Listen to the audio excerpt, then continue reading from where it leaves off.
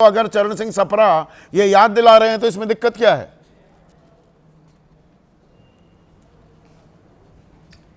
देखिए संदीप जी, अभी अश्विनी जी ने एक बात कही, जब जागे तभी सवेरा। ये थोड़ा एको आ रहा है, एको निकलवा दीजिए जी।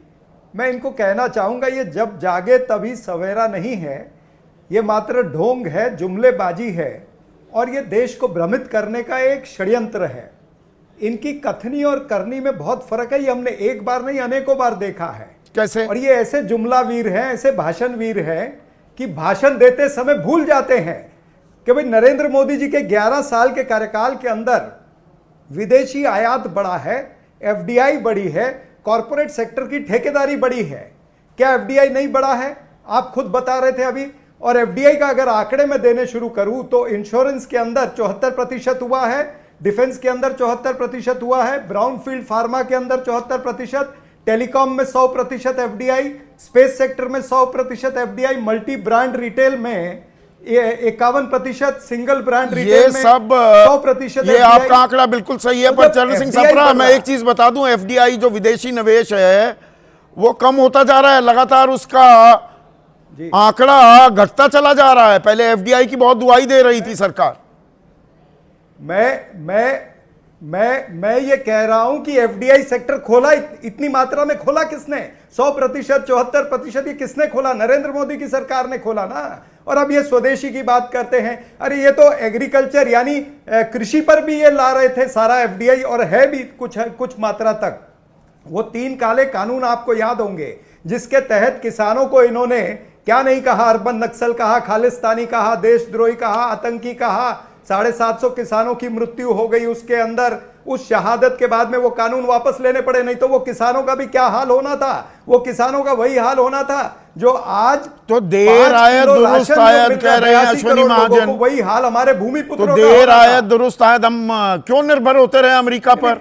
अमेरिका अगर वो अपने हित साधने लगेगा, हमें भी तो अपने हित साधने हैं। चरण सिंह सप्रा, मैं उत्तर देता हूं। नहीं, देर आए दुरुस्त आए वाले ये भी तो सोचे ना कि भाई चीन के साथ में पिछले 10 वर्षों में आपका ट्रेड डेफिसिट डबल हो गया है। $100 बिलियन का आपका ट्रेड डेफिसिट हो गया है। आपकी हर वस्तु जो है, चाहे वो ऑटोमोबाइल इंडस्ट्री है, चाहे लैपटॉप है, कंप्यूटर है, चाहे वो टेलीकम्युनिकेशन है, चाहे आपके मोबाइल फोन है, हर चीज, हर वस्तु उस चीज की तो चीन से आ रही है। आप चीन पर निर्धारित हो। आपने एमएसएमई को कभी उठने नहीं दिया। एमएसएमई के लिए आपने क्या पॉलिसी बनाई थी भाई? आपने हर पॉलिसी, चाहे कोविड के समय या आज भी जो बना रहे हो, वो सब कॉर्पोरेट सेक्टर के लिए बना रहे हो। कॉर्पोरेट सेक्टर का आपने 30% से लेकर के कॉर्पोरेट टैक्स 22% कर दिया। आपने लोन वेवर दिया तो कॉर्पोरेट को दिया। आपने लोन वेवर कोई किसानों को नहीं दिया। आपने लोन वेवर एमएसएमई को नहीं दिया, छोटे ट्रेडर को नहीं दिया। छोटे ट्रेडर एमएसएमई की तो कमर तोड़ दिया आपके जीएसटी ने। कॉर्पोरेट जगत के 14.5 लाख करोड़ तो बत्ते खाते में चले गए, ये बात सही है। उससे तो एमएसएमई को मार दिया, तो स्वदेशी की बात कहां से करते हैं? नहीं तो इस स्वदेशी की बात किस हक से करते हैं? अरे ये उल्लू काट रहे जनता का। ये तो आपने तो उल्लू काटा। हैं कि 1992 में वो आर्थिक सुधार के नाम पर, आर्थिक सुधार के नाम पर जो इकोनॉमिक रिफॉर्म्स आए, उसमें सारा स्वदेशी का नारा तो हवा हो गया था कि नहीं हुआ था? उसमें आपकी भी तो जिम्मेदारी है, आपकी भूमिका भी है।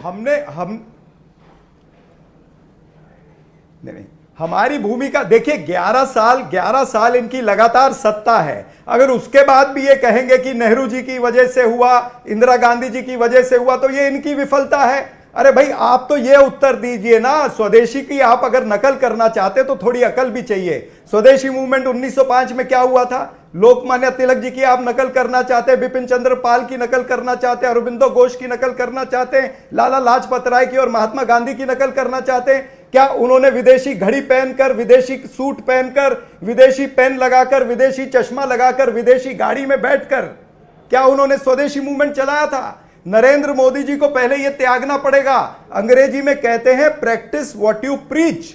ये मात्र आप तो आप भी भूल गए हैं। अगर आप इस तरह की बात करेंगे, अभी कोलंबिया में बैठकर ज्ञान बांट रहे हैं राहुल गांधी, वो विदेश में ही, मौका मिलते ही विदेश में ही पाए जाते हैं।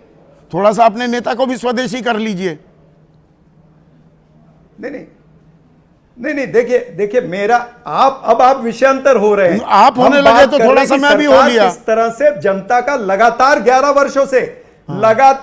वर्षों से उल्लू काट रही है। अरे भारत की जनता को एक के बाद एक बेवकूफ बनाते। 2014 में 22 की बात करेंगे, 22 के अंदर 29 की बात करेंगे, 29 आ गया तो ये फेयर पॉइंट आप उठा रहे हैं, ये फेयर पॉइंट उठा रहे हैं।